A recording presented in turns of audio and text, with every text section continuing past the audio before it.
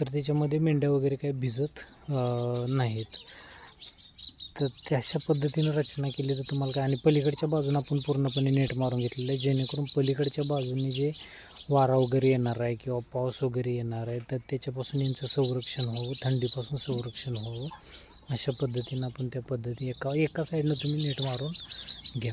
राहिलेला भाग जो आहे तो बघा तुम्ही अशा पद्धतीनं शेड 12 बाय म्हणजे अशी रुंदी जी आहे शेडची ती आपण 12 केलेली आहे, आणि लांबी जी आहे ती लांबी साधारणतः एक 2 गाळे, एका गाळ्यामध्ये 8 फुटाची लांबी या ठिकाणी म्हणूया तर आहे. एका गाळ्यामधलं अंतर 8 फूट आहे. एक मेंढ्यांचे जे आहेत तर याची कॅपॅसिटी साधारणतः 30 ॲनिमलची आहे बघा.